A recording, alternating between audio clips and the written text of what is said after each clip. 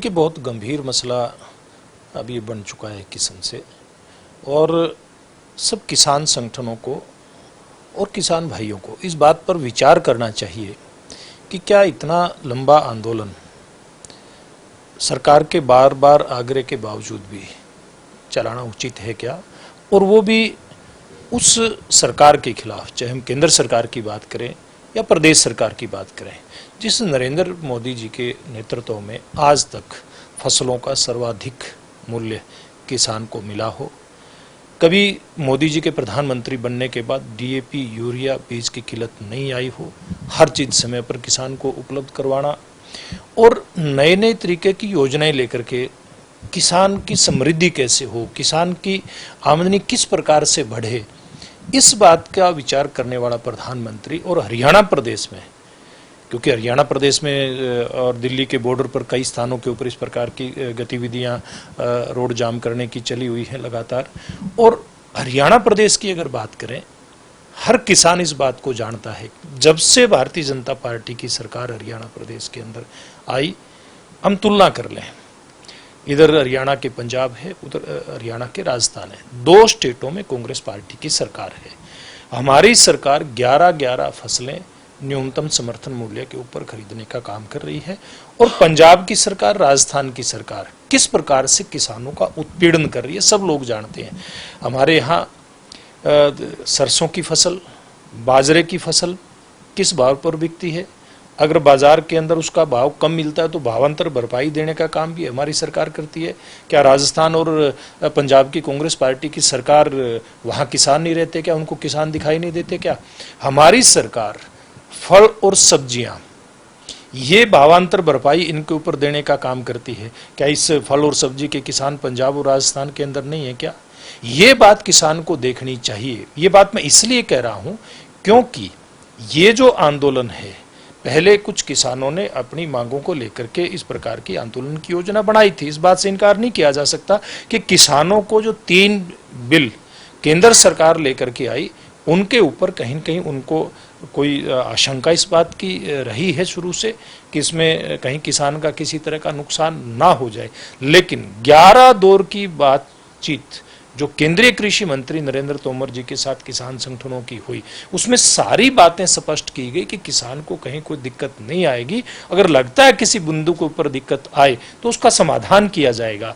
इतनी लंबी बातचीत के बावजूद भी इसका समाधान नहीं होना, ये स्पष्ट करता है कि इसके पीछे राजनीतिक ताकतें बड़ी ताकत के साथ खड़ी हैं। और ये कैप्टन अमरिंदर सिंह के बयान के बाद, और उससे पहले आप देखेंगे कांग्रेस पार्टी के प्रदेश के अध्यक्ष पंजाब के नवजोत सिंह सिद्धू की जिस दिन ताजपोशी थी, उस समय सुनील सिंह, उससे पहले सुनील जाखड़ पंजाब कांग्रेस के अध्यक्ष थे, उन्होंने मंच से कहा था कि इस आंदोलन को तो हरियाणा और दिल्ली की तरफ मोड़ने का काम बहुत चतुराई के साथ कैप्टन अमरिंदर सिंह ने किया है।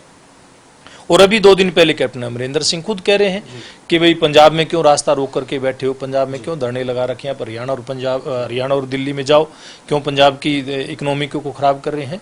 तो कैप्टन अमरिंदर को क्या हरियाणा प्रदेश को खराब करने का उन्होंने क्या ठेका ले रखा है क्या? SYL का पानी हरियाणा को ना मिले, इस बात के लिए वो लोग लगे हुए हैं।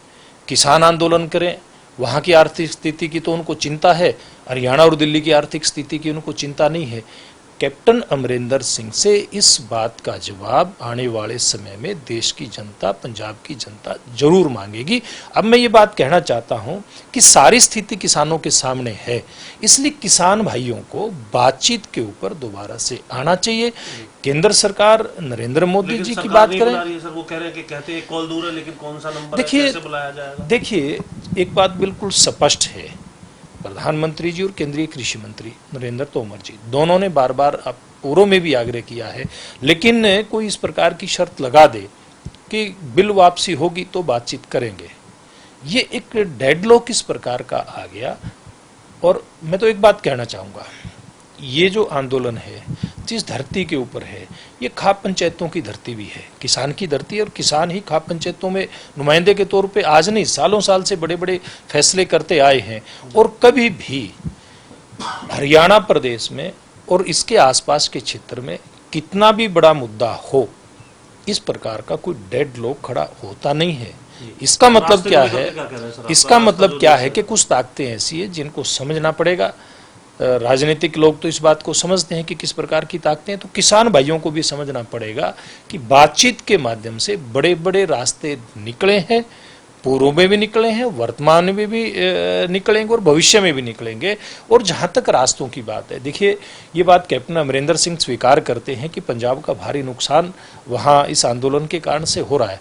तो क्या हमारा नुकसान जो हरियाणा प्रदेश का बड़ा हिस्सा एनसीआर में लगता है उसके कारण से नहीं हो रहा है क्या? आज हमारी सोनीपत, राई और इस क्षेत्र की जितनी इंडस्ट्री हैं सारी प्रभावित हैं। उससे आगे हमारी बहादुरगढ़, झज्जर की सारी इंडस्ट्री प्रभावित है। आगे यानी कि पूरा बॉर्डर हम गुरुग्राम तक लेकर के चले तो आज वहाँ उद्योगपति हताश हैं, निराश हैं। अपना काम किस प्रकार से वो चलाएं, इस बात की चिंता उन लोगों को खाई जा रही है। लेकिन कुछ राजनीतिक लोग अपने तुच्छ राजनीतिक स्वार्थों की सिद्धि के लिए इतना बड़ा नुकसान कर रहे हैं। हमारे हरियाणा के किसान को भी सोचना चाहिए। हमारे सरकार आने के बाद हमने हजारों करोड़ रुपए किसान की फसल बर्बाद हुई तो उसको मुआवजे के रूप में दिया है। अगर हरियाणा प्रदेश की आर्थिक स्थिति खराब हो जाएगी तो किस प्रकार से हम किसान को, मैं वही कहता हूं, अगर इस प्रकार से हमारी आर्थिक स्थिति खराब हो जाएगी तो किस प्रकार से हम किसान की मदद करेंगे? किस प्रकार से अगर हमारे पास यानी कि हरियाणा सरकार के पास खजाना खाली हो जाएगा तो भावांतर भरपाई योजना के तहत हम किसान की मदद कर रहे हैं, हम उसका बाजरा खरीद रहे हैं, हम उसकी सरसों खरीद रहे हैं, उसकी अन्य फसलें एमएसपी के ऊपर खरीदने का काम कर रहे हैं। अगर हरियाणा प्रदेश की इकोनॉमी की, जैसे पंजाब के कैप्टन यानी कि सरकार के कैप्टन को चिंता है, वैसी चिंता हम सब लोगों को हरियाणा प्रदेश की भी करनी चाहिए। और रास्ते किस प्रकार से खुलें, आंदोलन किस प्रकार से समाप्त हो, सबने मिलकर के इस बात का प्रयास करना चाहिए।